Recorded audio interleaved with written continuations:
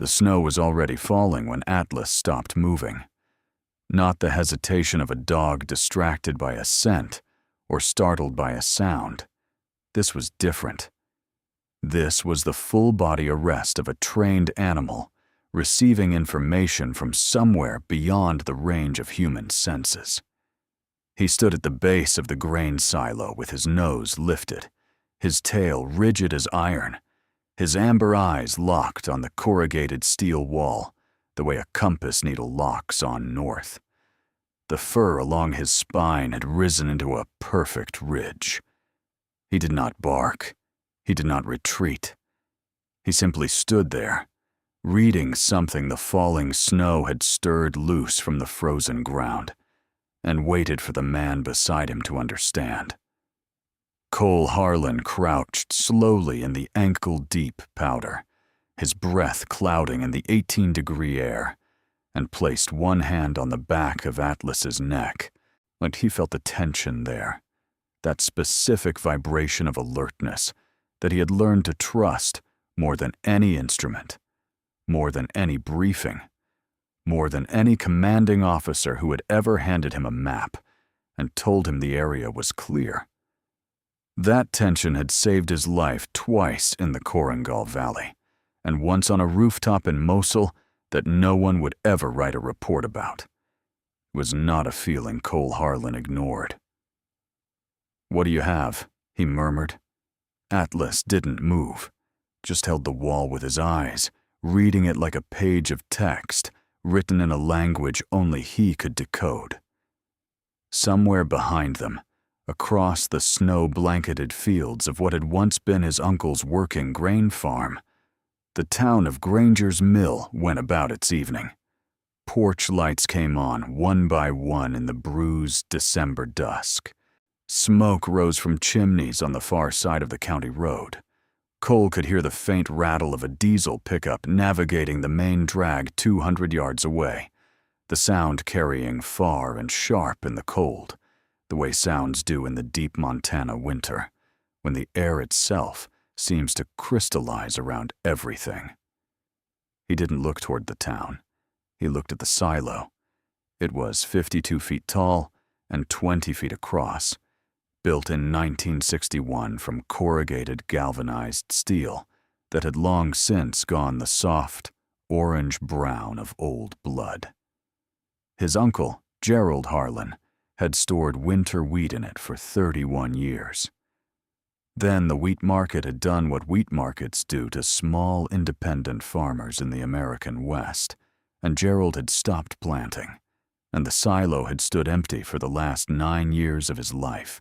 We slowly surrender in its geometry to the forces of wind and gravity, its seams widening, its foundation settling, its purpose forgotten. It was the first thing Cole had seen when he'd pulled off the county road 6 weeks ago with everything he owned in the bed of a 10-year-old pickup and a German shepherd sitting in the passenger seat like he owned the cab. It was also the first thing he had known, with absolute and wordless certainty, that he was going to change. If this story is already pulling you in, go ahead and hit that like button and subscribe. It takes 2 seconds, and it means the world to this channel. Drop a comment and tell me where in the world you're watching from. I love knowing who's on the other side of the screen. The letter from the estate attorney had reached Cole at the worst possible moment, which is the only time important letters ever seem to arrive.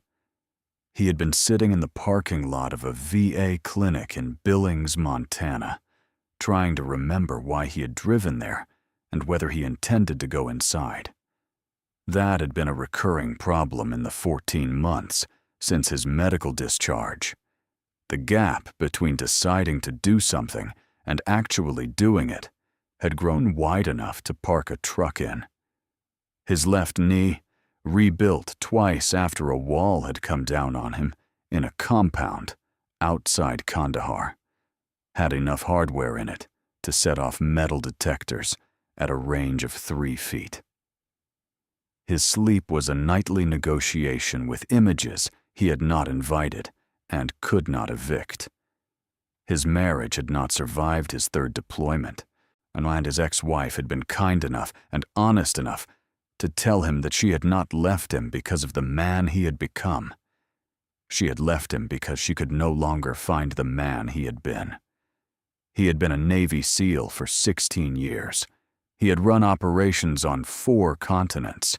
He had done things in the service of his country that would have no names attached to them in any publicly accessible document, and he did not begrudge that arrangement. What he begrudged was the absence of any architecture in civilian life that corresponded to the one he had operated inside for so long. He understood chains of command and the grammar of threat assessment and the specific moral calculus of keeping his people alive in places where keeping his people alive was the only ethical framework that mattered. And he did not understand grocery stores at 9 in the morning when the fluorescent lights buzzed too loud and the intercom crackled wrong and his hands went cold without warning. He did not understand the question people asked when they found out what he had done. The bright, well-meaning, catastrophically ignorant question. What's it like to be home?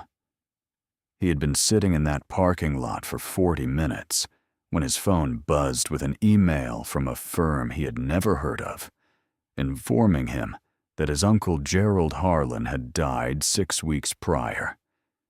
He had not known, because he and Gerald had not spoken in 3 years, because Cole had stopped returning calls when the calls began to feel like mirrors, and had left his farm, approximately 240 acres of eastern Montana ranch land and everything on it, to his nephew. The farm included a small frame house in a state of moderate disrepair, 2 aging outbuildings, 1 functional irrigation well, and a grain storage silo currently containing nothing of commercial value. Cole had sat with that email for a long time. Then he had started the truck, pointed it north, and driven without stopping except for fuel. Atlas had come with him from the VA clinic. Technically, the dog had been assigned to Cole through a veteran-paired program 18 months earlier, a former military working dog who had served 3 tours with special operations units in Afghanistan before a shrapnel wound to his right shoulder had ended his operational career. The wound had healed. The scar remained, a pale seam through the fur that Cole understood intimately, and in the way that 2 people who have been to the same country understand each other without speaking. Atlas was 4 years old, 78 pounds of concentrated German Shepherd intelligence, and he had approximately 0 interest in being anywhere Cole was not. This had occasionally been inconvenient, and it was, at this particular moment in Cole's life, the single most stabilizing fact of his existence. He had arrived in Granger's mill on the 3rd week of November, and the town had taken note of him the way small towns always take note of strangers who don't pass through. Which is to say, immediately, thoroughly, and with an opinion forming before the truck engine had cooled. Granger's mill ran to approximately 1,100 residents, a feed store, 2 churches, a diner that had been owned by the same family since 1978, and a local politics that operated on the understanding that the proper management of other people's business was a civic responsibility. Cole had registered this within 24 hours, the way he registered everything, cataloged it, assessed it for threat and opportunity, and filed it in the part of his brain reserved for environmental factors he could not control. He had not gone into town much in those first weeks. He had assessed the house, assessed the land, and assessed the silo. He had ordered materials online and had them delivered to the county road because the delivery driver was unwilling to navigate the farm track after the first significant snowfall. He had worked 12-hour days with his hands, and Atlas had worked beside him. And the work had been the first thing in 14 months that had made Cole feel like a version of himself he recognized. What he was building, he understood from the beginning, would require explanation. What he was building, he also understood, he did not owe anyone an explanation for. Both of these things were true simultaneously, and Cole had long since made his peace with the fact that the world rarely appreciated that kind of complexity. The frame house had a functional propane heating system, 2 working fireplaces, and walls insulated to a standard appropriate for the 1970s, which was to say, not appropriate for the kind of temperatures eastern Montana could produce in a serious January. He had addressed those deficiencies first. New insulation, new weather stripping, so a second propane tank installed on the south side of the house to double the reserve. He had done this quietly and efficiently, and nobody had said anything about it, because nobody was watching yet. The silo had taken longer to explain to himself, because the argument for it lived in a place in his mind that predated language. He had known, standing in front of it on that first morning, that the structure had a purpose he had not yet identified. It wasn't shelter, not in the conventional sense. It wasn't storage. It was something he would understand when he understood it, and until then, the thing to do was begin. He had begun. He had reinforced the foundation first, pouring new concrete at the base and bolting through the existing footing where it had cracked. He had resealed the seams with industrial-grade elastomeric compound, working from a borrowed scaffolding rig in temperatures that hovered in the low 20s and made the compound difficult to apply with any precision.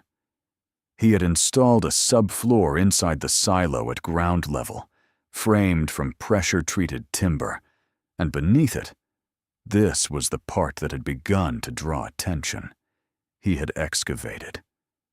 Not a cellar in the traditional sense, not a root cellar, or a storm shelter, or anything with a precedent that Granger's mill would have found familiar. He had dug down 8 feet from the interior floor level, following the geothermal logic he had learned in a briefing room in Virginia Beach from a civilian engineer, explaining how forward operating bases could be sustained in extreme cold environments without reliable fuel supply. The earth below the frost line, the engineer had explained with the mildly impatient tone of someone who had explained this before, maintains a temperature of approximately 52 to 58 degrees Fahrenheit, regardless of surface conditions. You don't fight the cold, you go below it. Cole had gone below it. The excavation had taken 3 weeks working alone, with Atlas sitting at the rim of the hole watching each shovelful of frozen dirt with the focused interest of a dog who has decided that whatever his person is doing is important.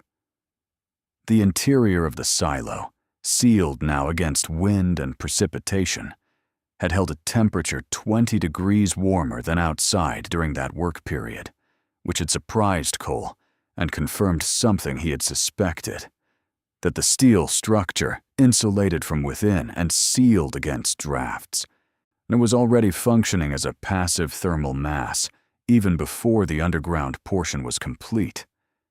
He had framed the subterranean chamber with 8x8 timbers. He had packed the walls with rigid foam insulation panels, layered and sealed. He had installed a simple wood-burning stove with the flue running vertically up through the silo's interior to exit near the roof peak, drawing beautifully in the cold air and requiring very little fuel to maintain comfortable temperatures in the below-grade space. He had run a single electrical circuit from the farmhouse via buried conduit, lighting nothing elaborate, and he had built a simple wooden ladder from the surface floor down to the chamber. In the first week of December, he had slept down there for the first time. I with Atlas curled against his legs, and the fire burning low, and the thermometer reading 59 degrees, while outside the mercury read 4. He had slept for 7 hours without waking. This had not happened since before his last deployment. The town had begun paying attention in that second week of November, when the scaffolding appeared. By the time Cole was excavating, the attention had sharpened into something that had a specific social texture to it. Not hostility, not yet, but the preliminary formulation of an opinion that would become hostility once it had aged and hardened and been shared enough times over coffee at the diner. He had encountered it first in the form of a man named Dex Pruitt, who ran the feed store and who drove past the farm access road slowly enough on 3 consecutive mornings that Cole had noted the pattern and calculated the probable motivation. On the 4th morning, Pruitt had stopped his truck at the end of the track and shouted across the field, his voice carrying cleanly in the still, cold air. "You converting that silo into a house, Harlan?" Cole had considered the question for a moment. "Something like that," he had called back. Pruitt had sat with that for a moment, the engine of his truck idling. "That's about the strangest plan I've heard in a while," he had said. Not unkindly. Yet. More the way a man states an obvious fact before he's decided whether to find it funny or concerning. "Most things that work started out that way," Cole had said, and gone back to work. Pruitt had driven on. That evening, Cole had seen his truck parked outside the diner for 2 hours, which was 1 hour and 45 minutes longer than it took a man to eat dinner. By the second week of December, the opinion had matured sufficiently that it had acquired a word. The word was madness, used with varying degrees of fondness and contempt, depending on the speaker, but used consistently, the way people use words when they have agreed on them collectively without a meeting. He had heard it from the woman at the county clerk's office when he went to file his building modification paperwork. "I heard you're converting that silo out on Gerald's place, and folks are saying it's madness. But I told them, your uncle was always a practical man. Maybe it runs in the family." And from the mechanic at the single-bay garage on the county road, who had looked at his truck, and then at him, and said, "You're the one doing the thing with the grain silo. Heard that was some kind of madness." Cole had replied to both of these observations with the same patience he applied to most things that were not actionable, which was to note them and move on. Atlas was less patient. He had a particular way of responding to the specific tone people used when they were being dismissive. A slow turn of the head, a long amber stare, a silence so pointed it made people shift their weight. Several residents of Granger's mill had encountered this and found it unsettling, which Cole considered appropriate. The one person who had not used the word, and who had not shuffled her feet or angled her eyes away when she spoke to him, was a woman named Vera Calloway, who taught mathematics at the regional high school and who had driven out to the farm one afternoon in late November on the stated pretext of returning a socket set she said she had borrowed from Gerald years ago. She was perhaps 50, weathered in the way that people who spend time outdoors become weathered. Not aged by the elements, but clarified by them, the inessential things worn away. She had stood at the edge of the excavation with the socket set under her arm and looked down into it with an expression of genuine curiosity. "Geothermal principle?" she had asked. Cole had looked at her. "Mostly." Gerald mentioned something like this once.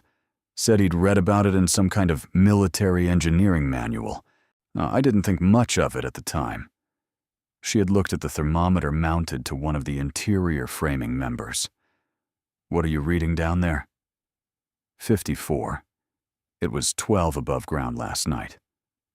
Vera had nodded slowly, the way people nod when they are genuinely thinking and not performing the act of thinking. People are going to talk, she had said. They already are. Are you planning to let that change anything? No. She had handed him the socket set. Gerald would have appreciated that. She had paused at the truck before driving away. If you need anything, I'm at the school most days, and home most evenings. She had said this without coyness or agenda, the way competent people offer practical help. I meant that in a general sense. I know, Cole had said. Thank you. That had been 3 weeks ago. Since then, the opinion of Granger's mill had continued to organize itself along lines of concern and condescension, and Cole had continued to work, and Atlas had continued to keep his counsel. The structure below the silo was complete. The insulation was complete. The stove was burning. The thermometer read 53 on nights when the surface temperature hit single digits. Cole had been sleeping 8 feet below the frost line in a former grain storage facility, and for the first time in 2 years he had been sleeping. None of which explained why Atlas was standing at the base of the silo's exterior, with every hair on his spine raised, and his gaze locked on the corrugated wall, as if he could see through it to whatever lived on the other side. Come on, Cole said quietly, and stood. Come, show me. Atlas broke from his stance and moved along the base of the silo, nose sweeping the snow with a low, fluid efficiency that Cole recognized from field work.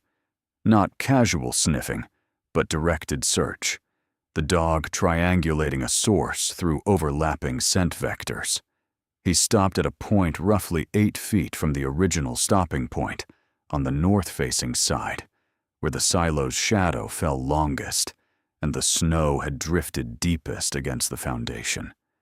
He pawed at the steel panel at ground level. Cole crouched and pressed his palm against the corrugation. Cold metal. Nothing remarkable.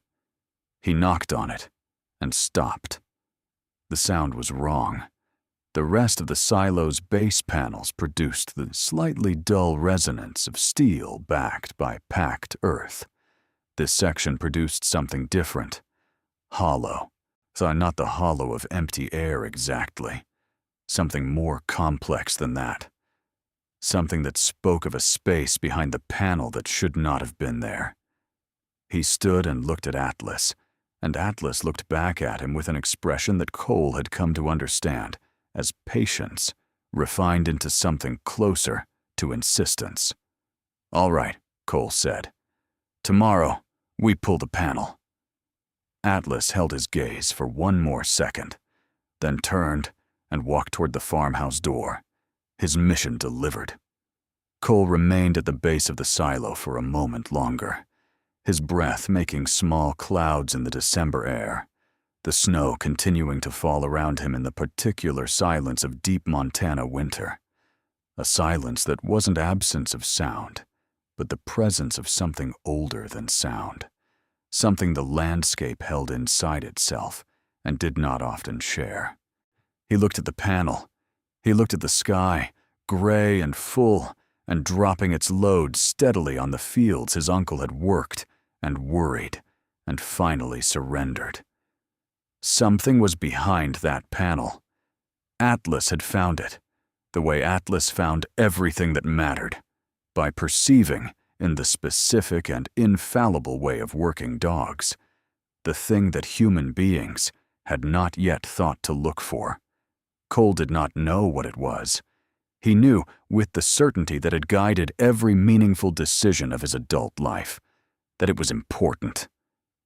He turned and followed Atlas toward the farmhouse, and behind him the silo stood in the falling snow, its secrets intact for one more night, and the silence of the field held everything it knew.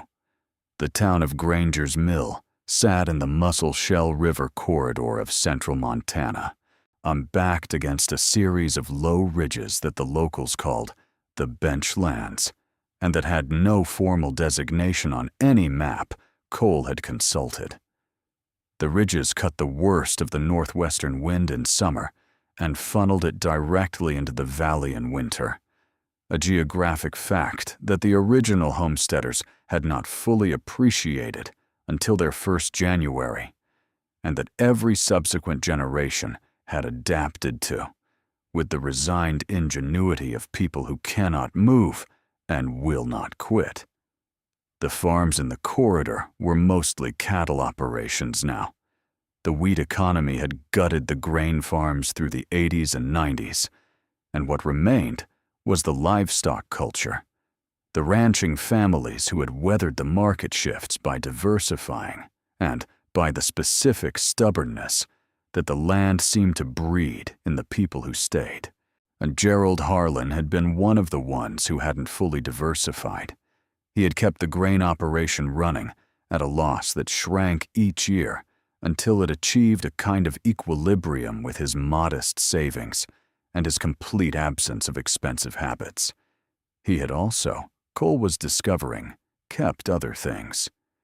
He found the first evidence of this in the house, not the silo, on a Tuesday morning 10 days before Christmas, when he was insulating the crawl space beneath the kitchen floor, and found a metal box screwed to the interior of the foundation wall behind the vapor barrier. The box was the size of a shoebox, sealed with a combination lock, whose combination turned out to be the year of Gerald's birth, which Cole knew because he had known his uncle, and because Gerald had been the kind of man who chose passwords he could not forget, rather than passwords no one could guess. Inside the box were 3 things: a USB drive in a sealed plastic bag, a folded topographic map of the farm and surrounding property with certain features marked in red pen, and a handwritten note on a single sheet of ruled paper that read, in Gerald Harlan's cramped and deliberate hand, Cole, if you're here, then I'm gone and they didn't get it. The drive has everything. Don't go to the county. Don't go to Pruitt. The silo knows the rest. Cole had read the note 3 times. Atlas had sat beside him in the crawl space, with his nose working the air around the box, cataloging the scents that the sealed interior had accumulated. The particular chemistry of old paper, of a sealed space, of something that had been waiting. The silo knows the rest, Cole said aloud. Not to Atlas specifically, but to the specific quality of the silence that surrounded them. Atlas huffed once, a sound Cole had come to recognize as the canine equivalent of acknowledgement without elaboration, and waited. Cole had not yet opened the USB drive. He had no laptop with him at the farm. He had been working from his phone, and the drive required a connection he did not have. He had ordered a USB adapter online, a reflexive practical response, and it would arrive in 2 days. In the meantime, the note occupied the space in his mind where tactical problems lived, turning itself over, presenting new faces. The silo knows the rest. That was why Atlas had reacted to the panel. Gerald had known something about the silo's interior or foundation that had not been evident from the outside or from Cole's work within it. The hollow sound behind the panel, the space that should not have been there, was connected. Cole had been certain of it since the moment he'd heard that resonance. He was more certain now. He had spent the following 2 days completing the insulation work he had planned before making any move on the exterior panel. Part of this was tactical patience, a quality the teams had valued and that Cole had internalized so completely that it operated in him below the level of conscious choice. You did not expose a potential discovery before you had secured your position. You did not reveal that you knew what you were looking at. and in a town that had already decided what kind of man he was, so Cole understood that securing his position meant completing the visible work in a way that provided no new information. He had also, during those 2 days, driven into town twice. Once for supplies, once for no reason except to move through the space and let people see him moving through it in an ordinary way. He had stopped at the diner both times and ordered coffee, and he had listened to what was said around him, and what was said around him told him enough. The opinion of Granger's mill had not moderated. If anything, the approaching winter had sharpened it, because winter in the Musselshell corridor was the context in which practical judgment was most seriously tested, and the grain silo project had become, in the informal community assessment, a spectacular failure of practical judgment. A man sleeping in a steel tube 8 feet underground was, the consensus ran, either very clever or very broken, and the consensus had landed firmly on broken. "That SEAL fellow is putting thermal blankets on the inside of a grain silo," a man at the counter had said to the woman who worked the coffee machine, apparently not considering that the man in the booth 7 feet away might be the SEAL in question. "My brother-in-law said he saw him down in the hole last week, just sitting there, in the dark, just sitting."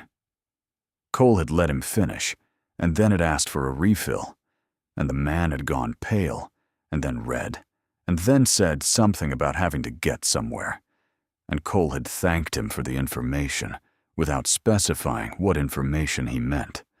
He had driven back to the farm with the certain knowledge that whatever he found behind that panel, he would need to find it quietly and assess it completely before he made any move that was visible to the town. Gerald had told him not to go to the county. Gerald had told him not to go to Pruitt.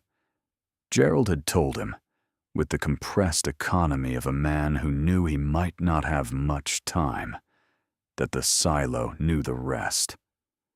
The morning he pulled the panel, it had not yet snowed for 6 days. The air was still and dense with cold, the kind of cold that seems to press against the skin rather than merely occupy the air around it, the kind that the old-timers in the corridor called a settling cold, which meant it had arrived to stay rather than to pass.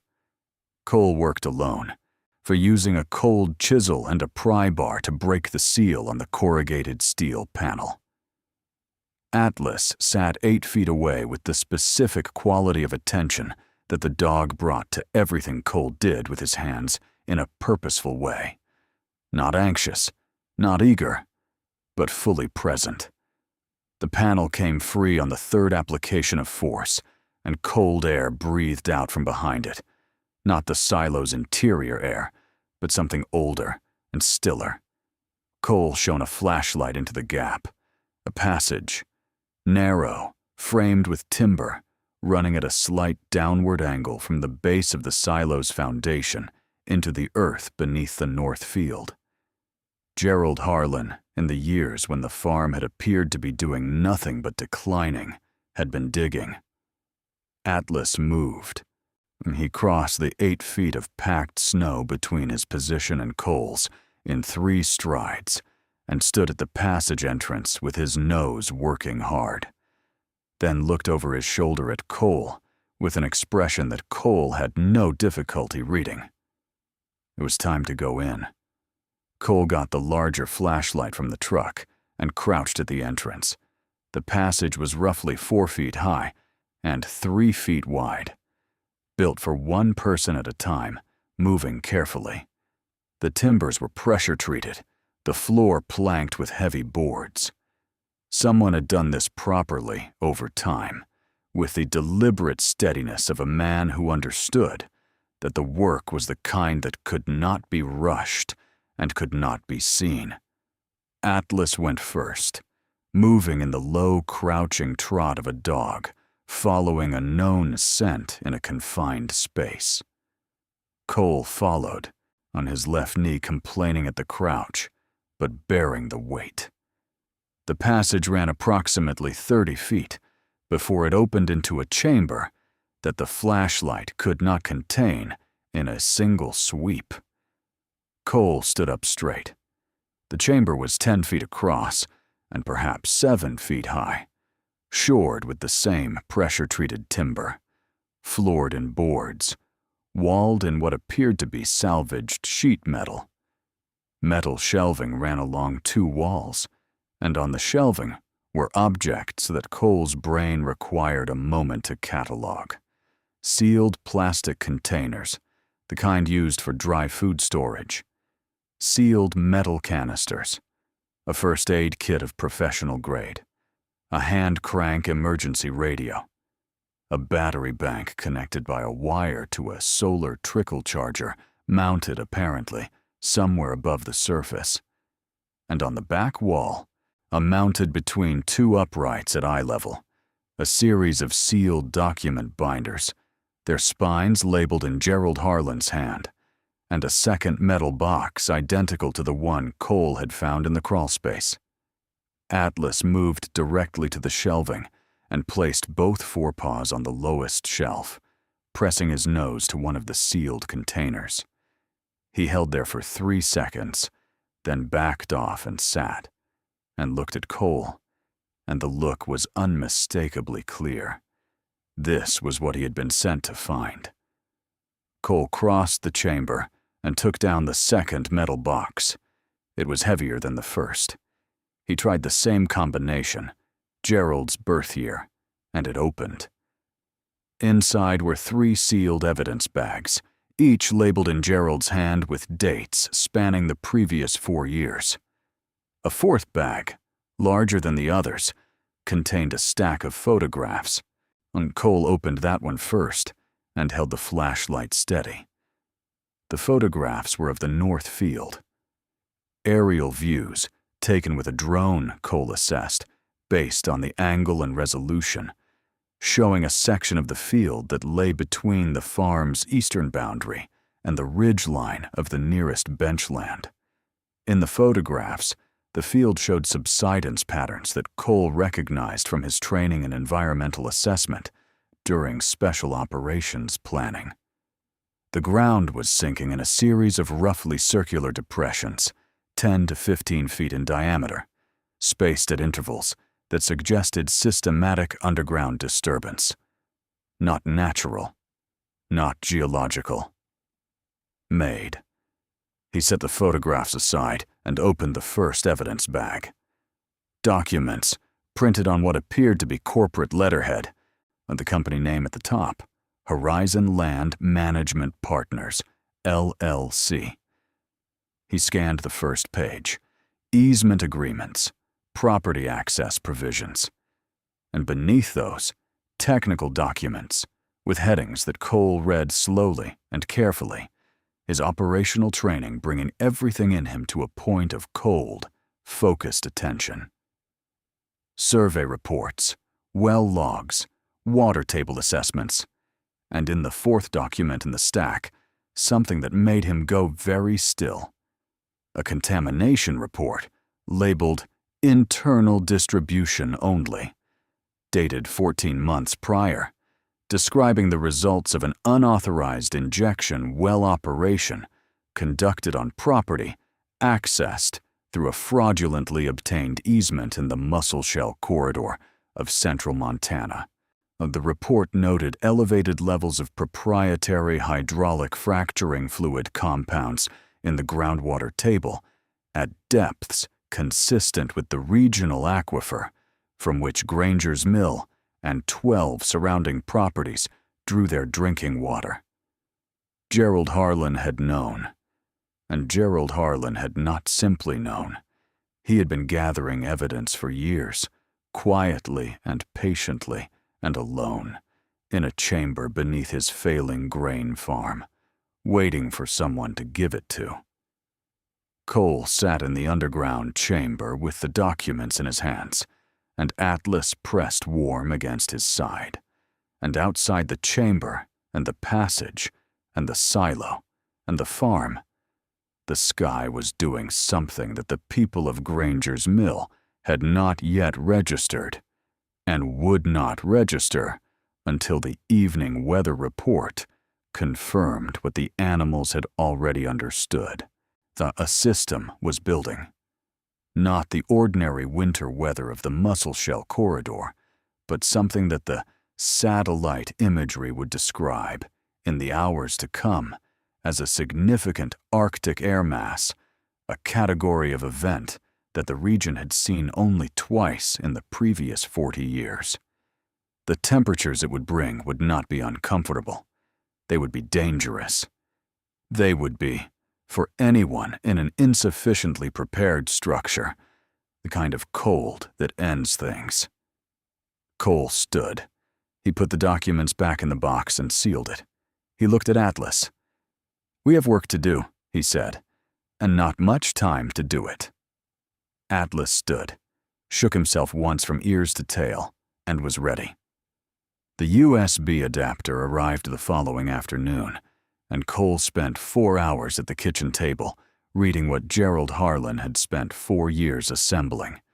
He read with the particular quality of attention he had developed over 16 years of operational planning, not scanning for highlights, not skipping to conclusions, but moving through the material in sequence, building the picture from its components the way you build a map from terrain features, rather than from an overview that tells you what you expect to see. Atlas lay beneath the table with his chin on Cole's boot, providing ballast against the weight of what was on the screen. Gerald had been meticulous. The USB drive contained 4 folders. The first held scanned survey documents, official county records, plat maps, property boundary assessments, cross-referenced against a second set of documents that appeared to be internal Horizon land management records. Gerald had annotated the discrepancies in a document of his own, 14 pages long, in the same cramped hand as the note in the crawlspace box. His argument was methodical and specific. The easement that Horizon had filed with the county in the spring 4 years ago described access rights to a 10-foot corridor along the eastern property line of the Harlan farm for the stated purpose of installing agricultural drainage infrastructure. What the easement had actually been used for, as Gerald's survey photographs demonstrated, was access to a series of injection well sites located on the neighboring property to the east, which Horizon had quietly purchased through a subsidiary company whose connection to the parent corporation was not apparent from the county record. The second folder held the water testing data. Gerald had been testing his well water himself on using a commercial kit initially, and later, after the first results had alarmed him, having samples sent to an independent laboratory in Billings under a name Cole did not recognize. The laboratory results were attached in full. The contamination compounds appeared first in samples from 18 months ago, at levels the laboratory had flagged as warranting investigation. In the most recent samples, taken 3 months before Gerald's death, those levels had increased. The third folder was the one that held Cole still for the longest time. It contained a sequence of emails, printed and scanned, between Gerald Harlan and a representative of Horizon Land Management Partners named Garrett Voss. The emails began as routine correspondence about the easement, Gerald raising questions, and Voss providing answers that were technically responsive and substantively evasive. Then the tone shifted. Gerald's questions had grown more specific as his evidence had grown more complete, and Voss's responses had grown shorter and then had stopped entirely. In their place, toward the end of the sequence, were 2 letters on Horizon letterhead delivered by certified mail and signed not by Voss, but by an attorney. The letters described Gerald's inquiries as constituting harassment and made reference to legal remedies that Horizon was prepared to pursue. Gerald had responded to both letters with a single sentence: "I will stop when you stop." After the second attorney letter, the emails ceased. 3 weeks later, Cole checked the date on the final laboratory report against the date on the death certificate included in the estate documents he had received. Gerald Harlan had died of what was recorded as a cardiac event while working alone on his property. He had been 61 years old. He had no prior cardiac history documented in the medical records that Cole had been able to access. He had been, by every account of the people who had known him, a man in reasonable health for his age, who walked his fields daily and ate what he grew and had no particular risk factors that anyone could name. Cole closed the laptop. He sat for a while in the kitchen of his uncle's house, with the wood stove making the only sound in the room, and Atlas's warm weight against his foot, and the specific kind of clarity that arrives in a man's mind when a complicated situation resolves into its essential components. He was not surprised. He was not shocked. He was something else, something that lived in the same neighborhood as grief, but was quieter and more purposeful, the way cold is quieter than heat, but does more lasting work. Gerald had built the chamber. Gerald had assembled the evidence. Gerald had known he might not be the one to use it, and so he had addressed the note to Cole, the one person in his family who had spent 16 years learning what to do with information that powerful people wanted buried. Cole opened the laptop again and looked at the weather application he had checked that morning. The system that had been building over the Canadian border had accelerated. The updated forecast now showed a high-impact Arctic air mass event arriving in the Musselshell corridor within 36 to 48 hours. Temperature projections at the surface, -28 Fahrenheit at the low. Wind chill, -47. Duration of the core cold period, 72 hours minimum. He did the math on what that meant for the structures in Granger's mill. Most of the homes in the corridor had been built between 1940 and 1975, to standards that assumed access to fuel heating. The propane infrastructure that served the valley ran through a distribution hub on the county road, a single point of failure in the distribution chain. If temperatures dropped to those levels with sustained wind, the propane lines that ran to individual homes would be vulnerable to vapor lock, a condition in which the liquid propane in the tank could not vaporize efficiently enough to maintain flow to the appliances. At -28, with the tanks most homeowners kept at standard fill levels for December, vapor lock was not a possibility. It was a certainty. He sat with that for a while. Then he went to work. He spent the rest of that day and all of the following morning reinforcing what he had already built and adding what he had not yet added, working with the focused speed of someone who has a timeline and understands it. He packed the underground chamber with additional fuel for the stove, a full cord of split wood that he moved down the passage in armloads, on Atlas stepping aside each time he passed and resuming his position beside the entrance when he returned. He carried down the emergency food stores from the house, enough for 2 weeks of modest eating. He installed a second lantern and replaced the battery bank with a larger one. He ran a second electrical circuit from the farmhouse to a small resistance heater mounted near the chamber floor, not sufficient on its own, but supplemental to the stove in the event that the fire needed time to establish. He also did something that had not been part of his original design. He widened the passage entrance from the silo interior.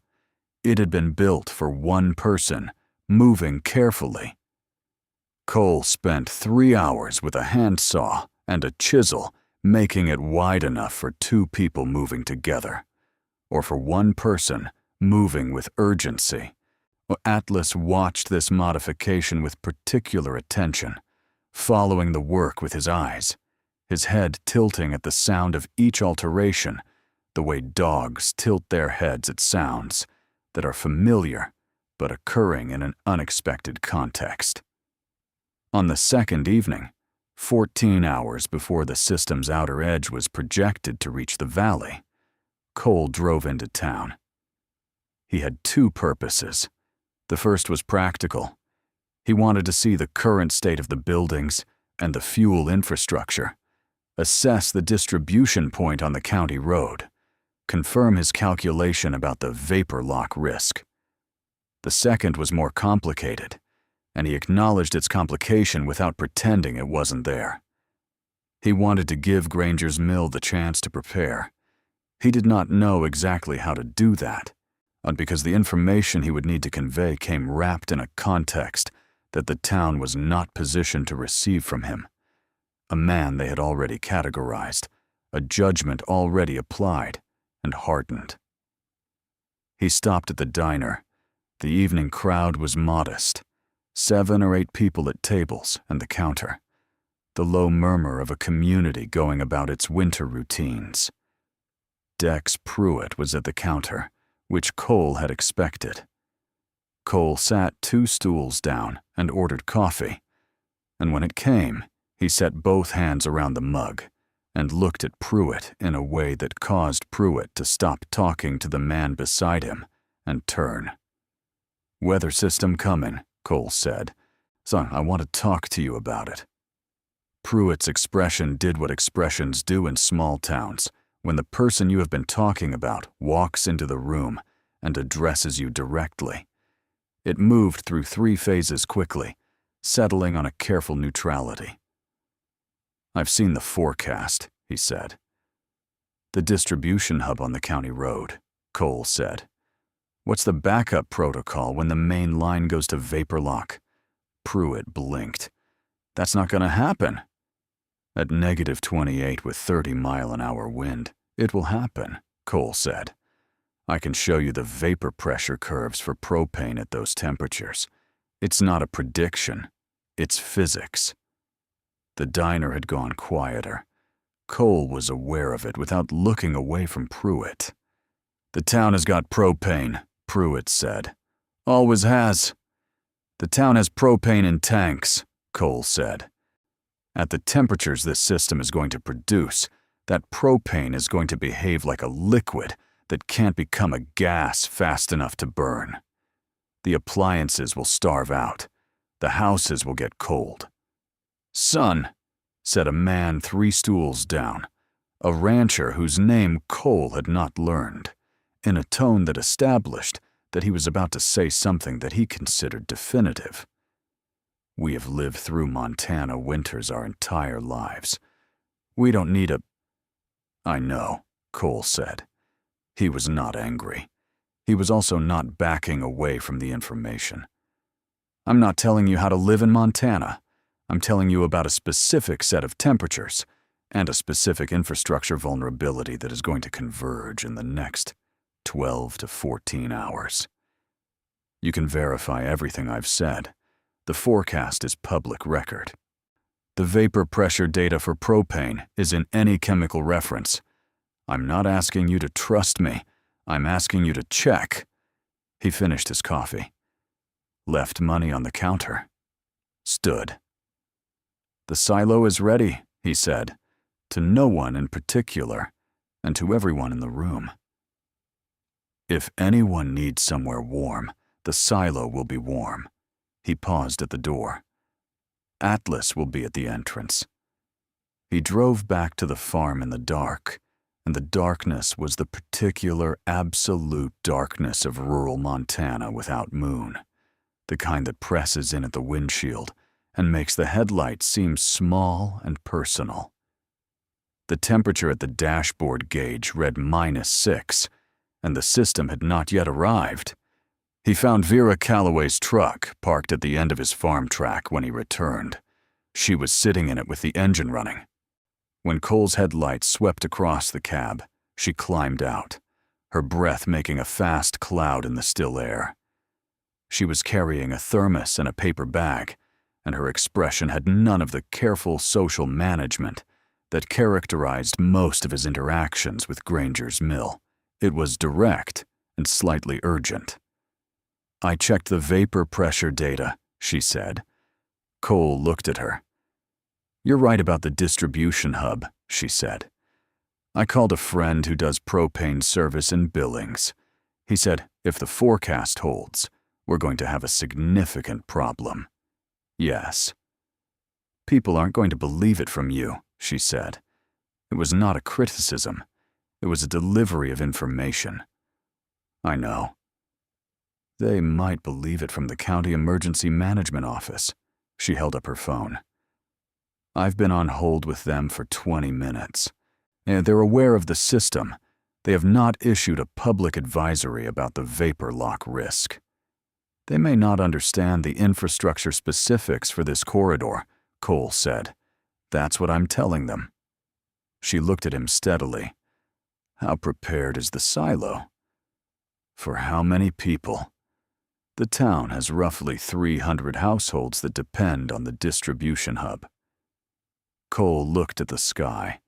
The stars were gone. The overcast had moved in during the hours he had been working, and the air had that particular density that comes before a significant weather event. Pressurized, expectant. "I can hold 30 people in the underground chamber comfortably," he said.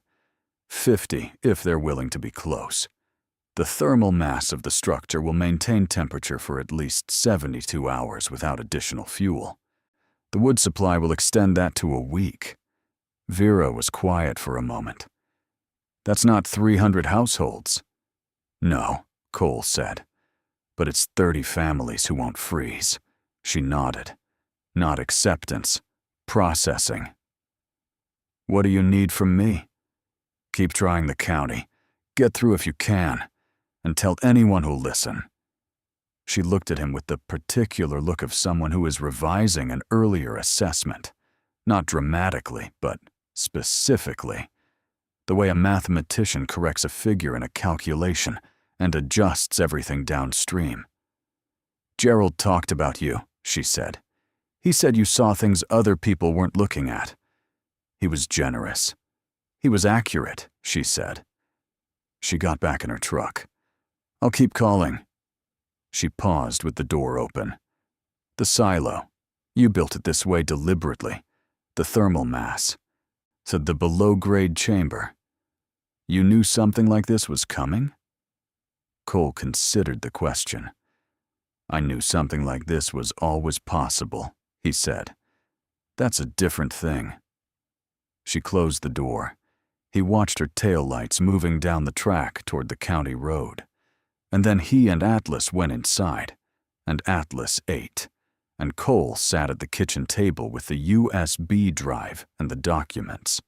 And he made copies of everything on his phone, and sent the copies to a personal email address, and then to a second one, and then attached them in a message to an attorney he had met once at a veteran support event in Billings, with a note explaining what the files contained and asking the attorney to act on them if Cole was not reachable within 72 hours. He sent that message at 11:40 p.m. At 2:17 a.m., Atlas stood up from his sleeping position at the foot of the bed and walked to the bedroom window and pressed his nose against the glass. Cole was awake. He had been mostly awake. He got up and stood beside Atlas and looked out at the field.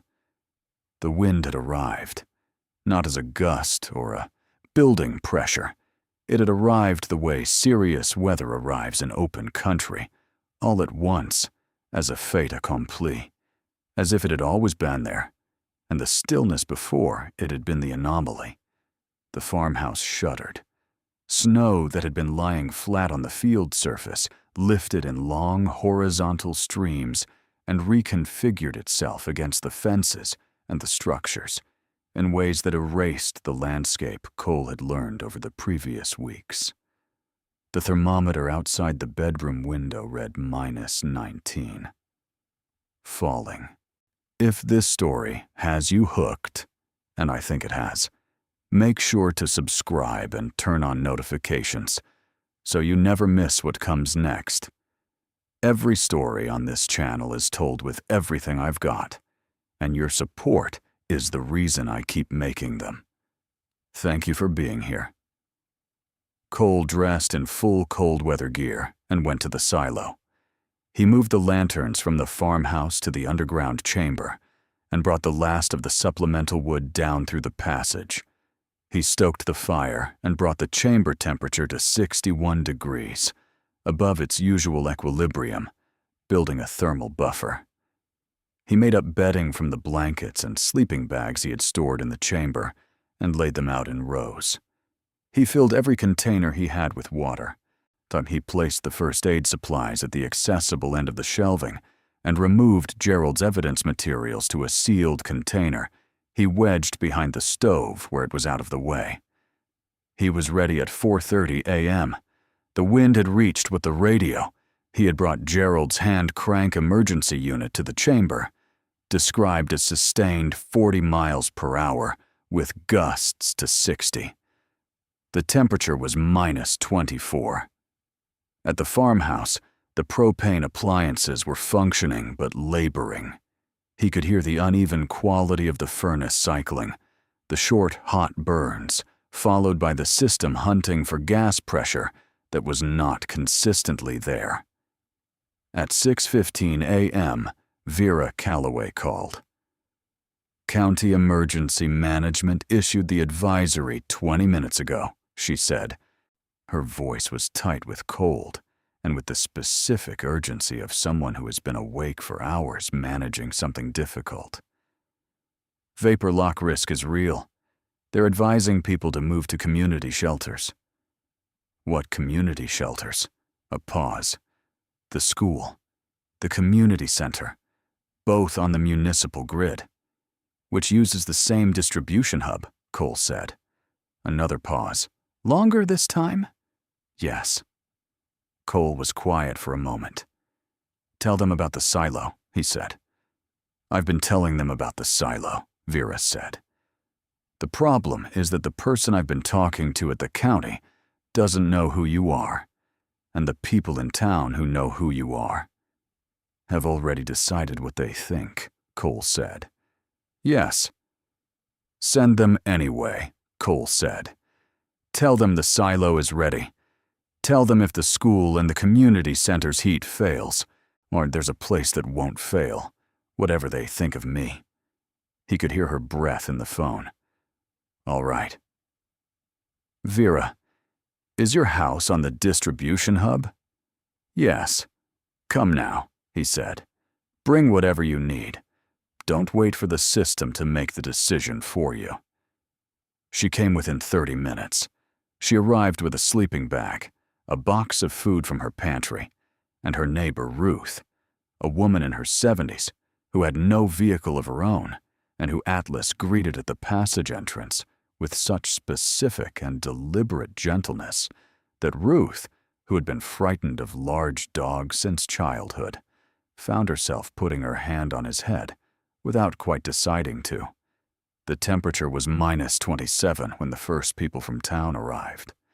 They came the way people come to places they have resisted, without announcement, some without acknowledgement of the resistance, with only the bare and immediate fact of need overriding everything that had stood between them and the door they were now approaching. A family of 4, parents and 2 children, the youngest perhaps 7, the older child carrying a backpack that was too heavy for her. Atlas stood at the silo entrance and watched them come across the field from the direction of the county road, and he did not bark or retreat.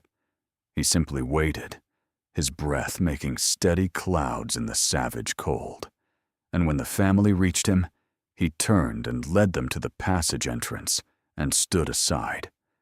Cole was at the bottom of the passage when they came through. The father, a man Cole had seen once at the feed store, though who had not looked at him then, climbed down the ladder and stood in the underground chamber and looked at the fire and the lantern light and the thermometer reading 60 degrees and said nothing for a long moment.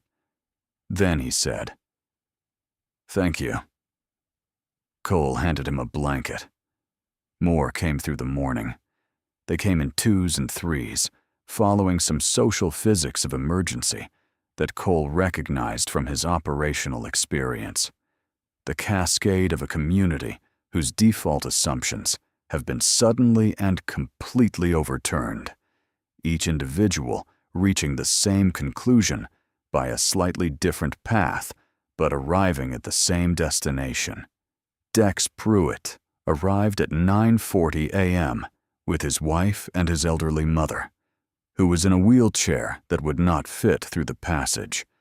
Cole spent 12 minutes modifying the passage entrance further with a handsaw and the pry bar until the wheelchair could be navigated through with 2 people guiding it, and the modification cost him no time he could not spare, because the emergency had already made every other concern beside the point.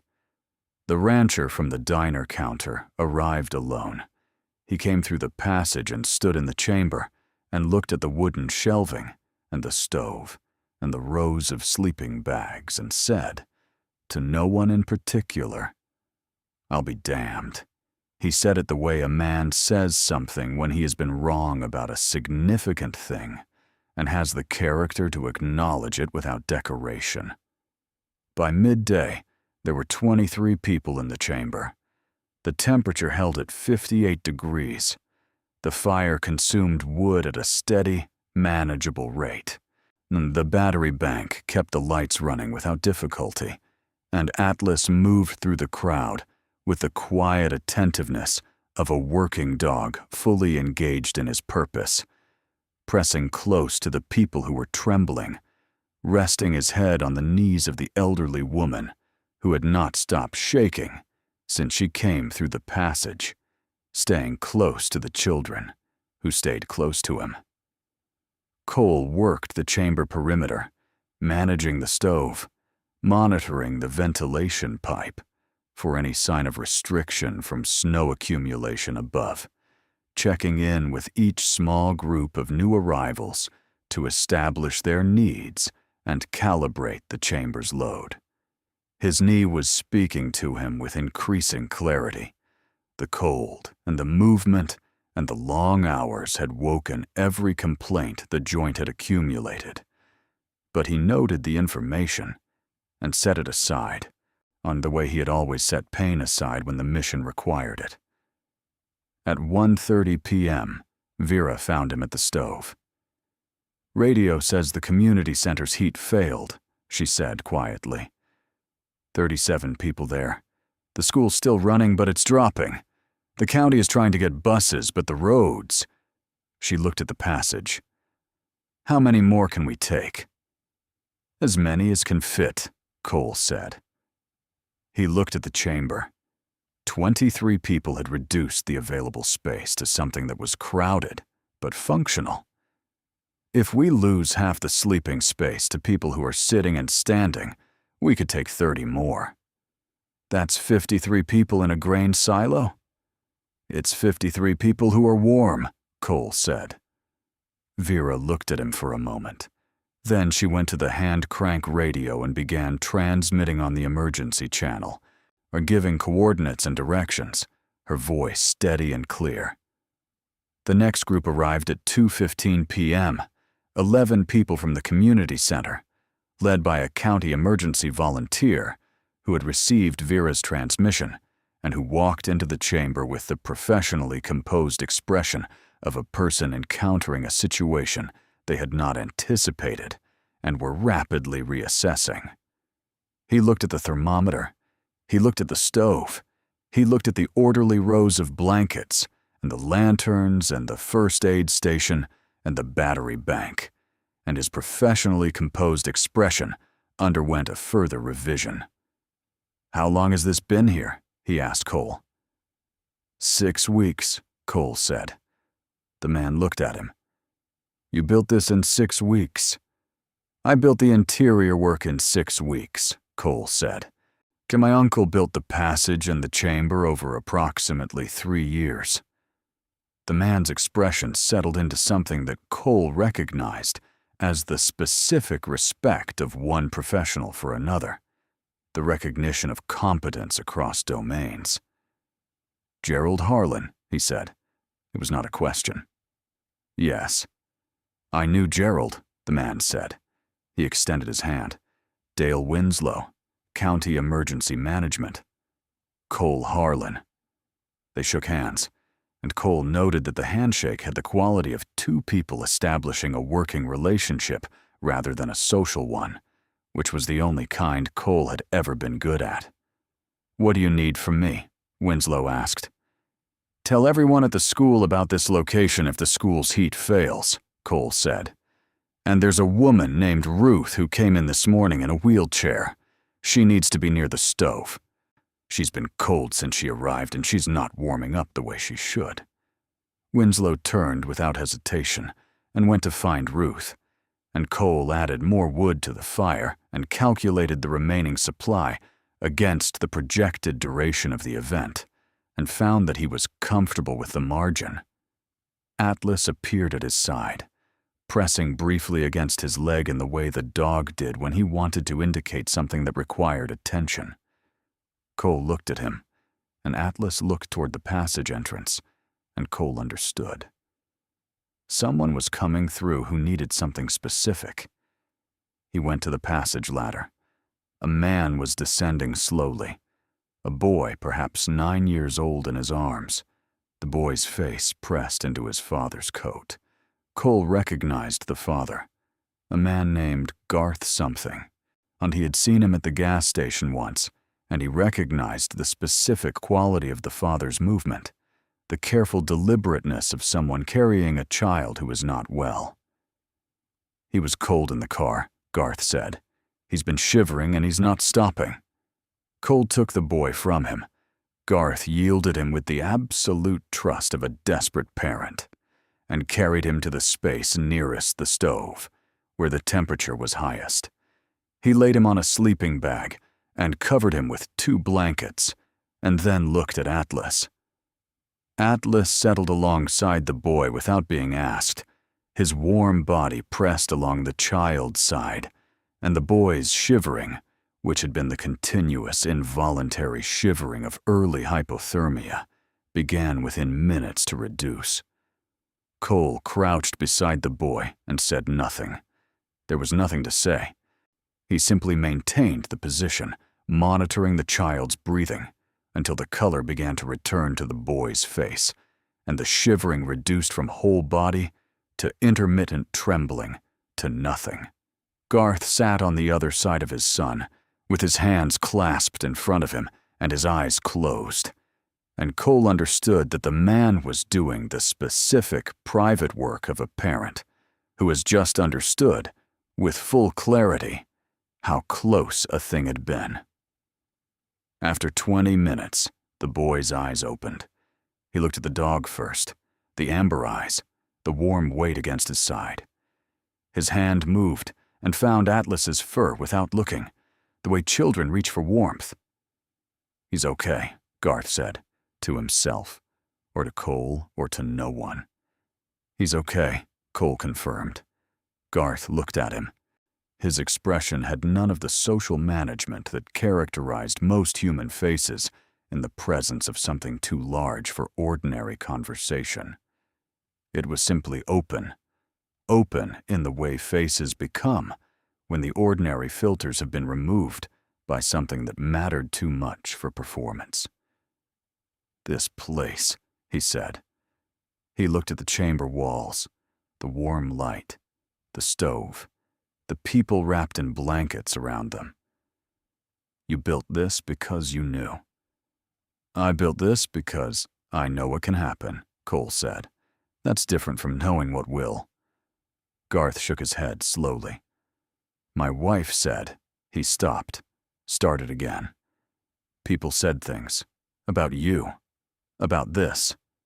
He looked at the thermometer. -29 out there right now. Radio says the school heat failed 20 minutes ago. Cole stood. How many at the school? 40. Can maybe 50. He went to Winslow, and they worked the logistics together with the straightforward efficiency of two people who understood that the situation had one variable that mattered and several that did not. Winslow radioed the school's location. Vera relayed coordinates for the silo. The county road was passable with four-wheel drive. The farm track, which Cole had kept clear with a single-blade plow attachment on the farm's aging tractor, was passable with care. The people from the school arrived in 3 groups over 90 minutes, guided across the field by Vera with a flashlight and by Atlas, who made 3 trips to the passage entrance and back, walking out into the devastating cold and returning each time with another cluster of people following his steady pace through the blowing snow as if he were a fixed point in a moving world. By 5 p.m., there were 47 people in the underground chamber, and it was 61 degrees, and the fire was burning, and outside Granger's mill was encased in a cold that would have been historical in any year and was historical in this one. Dex Pruitt was sitting on a crate near the shelving, his coat open now in the warmth of the chamber, his mother asleep on a sleeping bag beside him. He had been quiet for hours, the specific silence of a man doing internal work. Cole passed him carrying firewood from the stack, and Pruitt looked up. "Harlan," he said.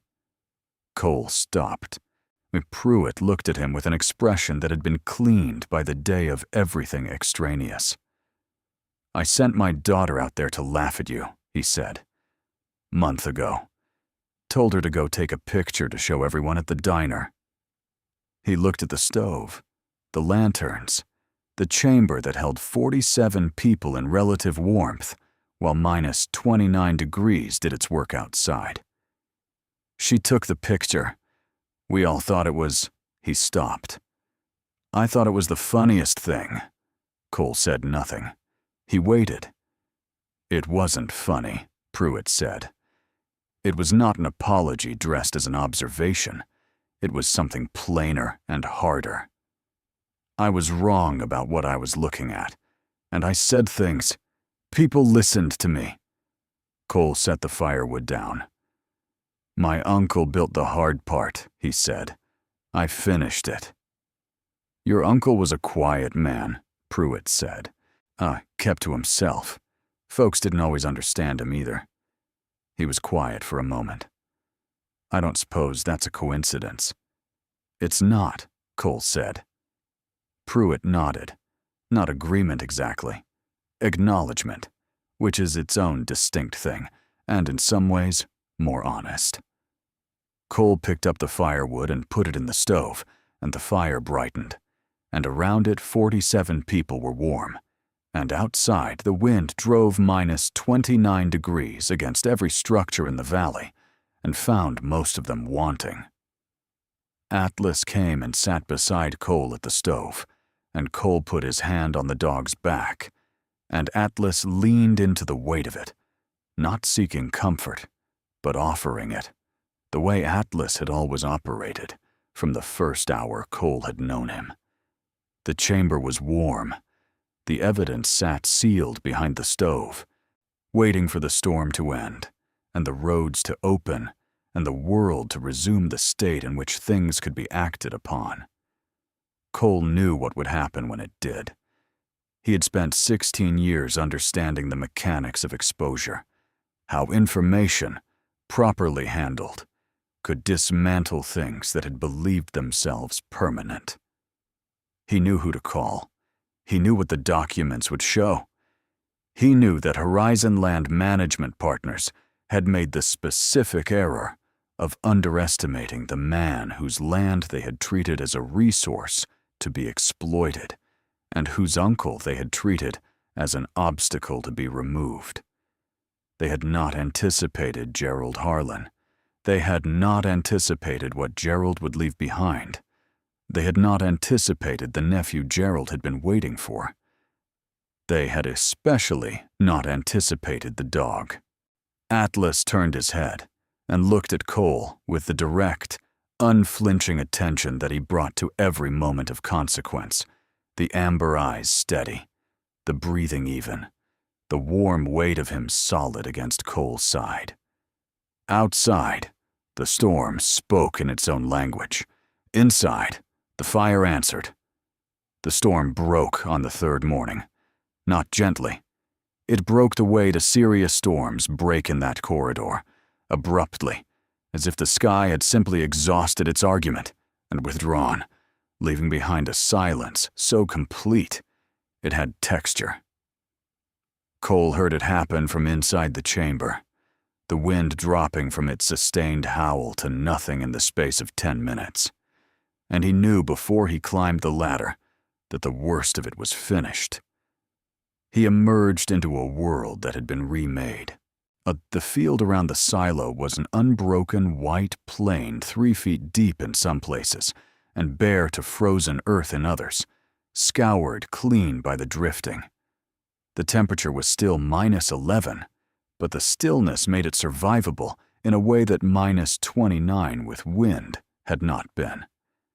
The sky was pale blue, the specific blue of a Montana winter morning after a hard system passes, a blue so clean and indifferent it makes every human concern seem appropriately small. Atlas stood beside him and looked at the field. He did not scan for threat. He simply stood there, breathing, watching the light come over the benchlands to the east. Cole put his hand on the dog's back, and they stood like that for a while. 47 people had slept underground in a grain silo in central Montana, and they were alive. The roads were opened by county plows that afternoon, and the attorney in Billings called Cole that evening. He had received the files. He had spent 2 days reading them. His voice, when Cole answered, had the quality of a man who has encountered something larger than he expected and has organized himself around it. "This is significant," the attorney said. His name was Marcus Breel, and he had spent 20 years in environmental law before pivoting to veteran advocacy, which was how Cole had met him. The contamination data alone would support an EPA referral. The easement fraud is a separate criminal matter. And the timeline relative to your uncle's death, he paused. I want to be careful about what I say regarding that. Say it anyway, Cole said. The timeline warrants investigation, Breel said. I'm not saying what I think it means. I'm saying it warrants a look from people with the authority to look at it. Then let's get it to those people, Cole said. Breel moved quickly, the way lawyers move when they have a case that is both right and winnable. The EPA referral went in within 72 hours. A separate filing went to the Montana Department of Justice. The easement fraud documentation went to the county attorney's office, which was, as Gerald had correctly intuited, not the same as going to the county. The county attorney was an independently elected official who had no relationship with the parties involved, and who, upon reviewing the materials, used the word egregious in her first call with Breel, which Breel described as promising.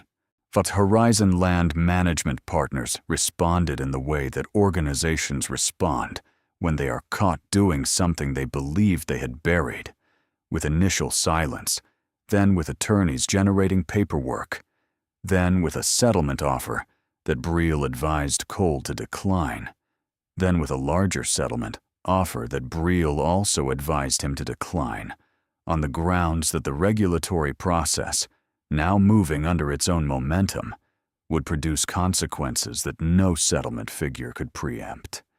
He was right. The EPA investigation confirmed contamination in the regional aquifer at levels requiring immediate remediation. The injection wells were sealed under federal order. Horizon's operating licenses in 3 states were suspended pending the outcome of the broader investigation. Though 2 executives whose names appeared on the internal distribution list of the contamination report that Gerald Harlan had obtained resigned within a week of the documents becoming public record. Garrett Voss, the Horizon representative who had written the emails to Gerald, whose responses had grown shorter and more threatening as Gerald's evidence had grown more complete, was named in the Department of Justice referral. Cole did not follow the subsequent proceedings in detail. He had given the evidence to the people whose purpose was to act on it. That was the extent of what was his to do. What was harder to hand off, and what he sat with longer, was the question of Gerald himself. The investigation of the circumstances of his death was opened by the county coroner at the request of the county attorney, who had read the timeline and drawn the same inference as Briel. Cole did not know what that investigation would find. He knew what the evidence suggested. He knew that his uncle had been a quiet, deliberate, careful man who had built a chamber underground over 3 years and filled it with documentation because he understood that he was operating in a situation where the normal channels of accountability had been compromised, and he had decided that the correct response was to preserve the truth rather than be silenced by the threat to it. Gerald Harlan had trusted that someone would come.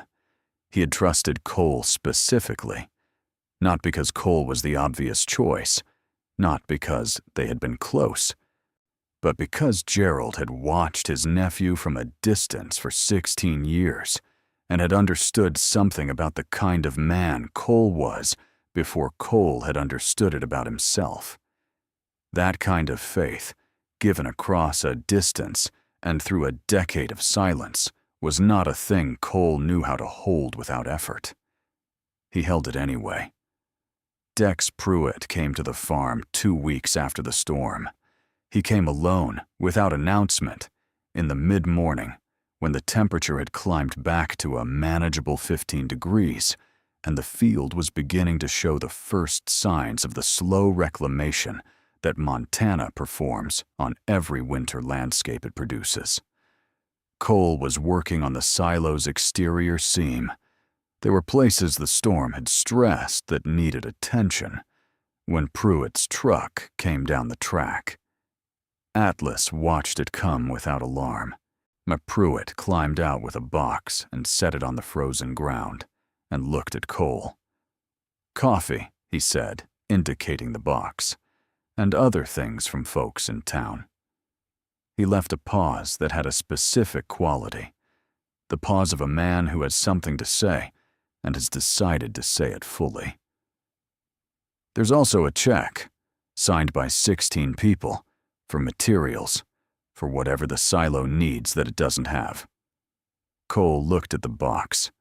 "People want to learn," Pruitt said. "How it works, the below-grade heating, the thermal design. There's a family on the north end of the valley, the Callahans. Their house is the worst insulated in the corridor. 3 kids. You'd know better than anyone what they need." Cole looked at him. "I'll come look at it," Cole said. Pruitt nodded. He picked up the box and handed it to Cole and looked, for a moment, at the silo, at the reinforced seams, the sealed panels, the structure that had held 47 people alive through something that had no business being survivable. "Your uncle used to say that this valley didn't know what it had until it didn't have it," Pruitt said. "I thought he was talking about the farm, the wheat prices." He looked at Cole. He wasn't talking about that. Cole said nothing. There was nothing that needed saying. Pruitt got back in his truck and drove down the track toward the county road, and Cole stood with the box in his hands and Atlas at his side, and the field stretched out around them in the pale winter light, and the silo stood behind them the way it had stood for 63 years, different now, changed by what had happened inside it, and what had been found beneath it. But still the same structure, and still the same corrugated steel gone the color of old blood, still rooted in the same frozen ground. Vera Calloway helped Cole draft the contamination disclosure letter that went to every household in the valley, drawing water from the affected aquifer. She sat at his kitchen table and read every sentence twice and said, "That's right." Or, "Say it plainer." And Cole said it plainer. And the letter went out through the County Emergency Management Office under Dale Winslow's signature, because Winslow had decided that the county had an obligation to own what had happened in its jurisdiction. 73 households received notification of the contamination, the remediation timeline, and the availability of alternative water sources while the aquifer recovered. None of them had known. All of them had been drinking contaminated water. Well, all of them were alive because the contamination had been caught at a level that was hazardous over time, rather than immediately lethal. And because Gerald Harlan had not stopped when they told him to stop. Cole put Gerald's name on the disclosure letter in the section that explained where the evidence had come from. Vera had suggested leaving it anonymous.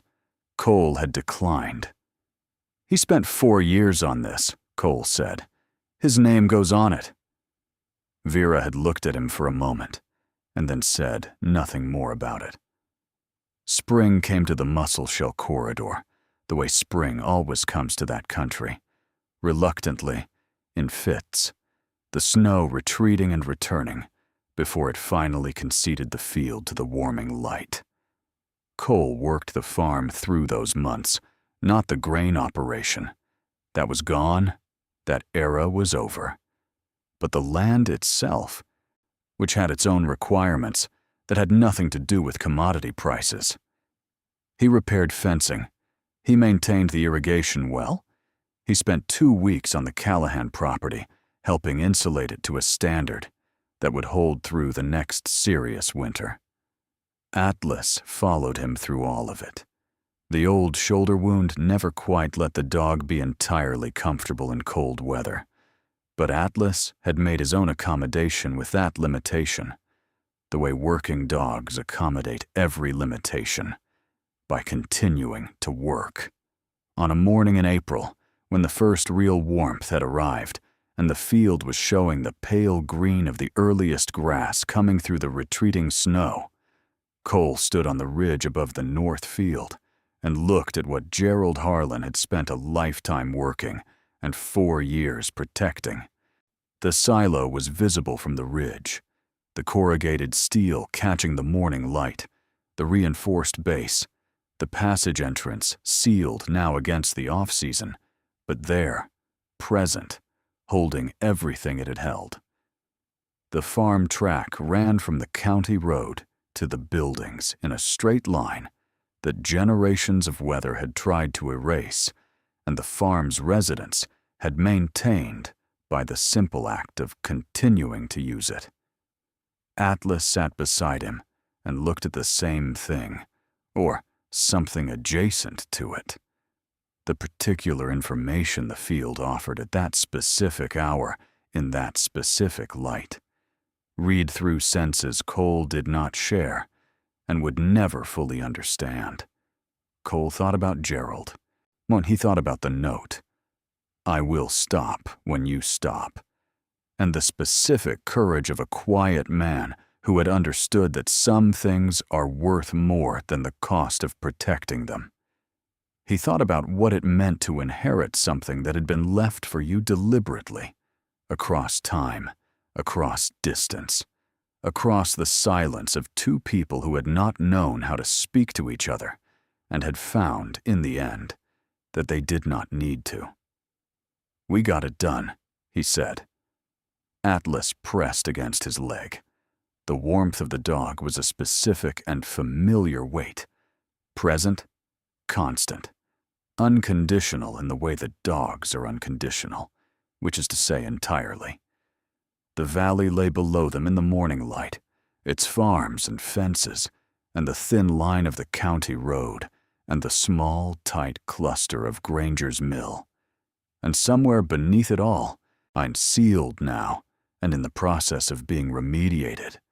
The aquifer that the town had drunk from for 100 years, and that Gerald Harlan had spent the last years of his life making sure would be there for the next 100.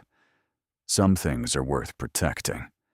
Some debts run deeper than any document can record. And some men, quiet men, overlooked men, men who work alone and leave behind more than anyone expected, understand, long before the rest of us do, exactly what the land they stand on is worth. Cole Harlan stood on that ridge with his dog and watched the morning come in over the benchlands, and the field below them held everything Gerald had left, and everything Cole had built, and all the ordinary, extraordinary weight of a life finally aimed at something that mattered. Thank you for staying until the end. It means more than I can say. And not, if this story moved you, the videos on your screen right now were chosen because I think you'll feel the same way about them. Go watch one, and if you haven't subscribed yet, now is the perfect time. I'll see you in the next story.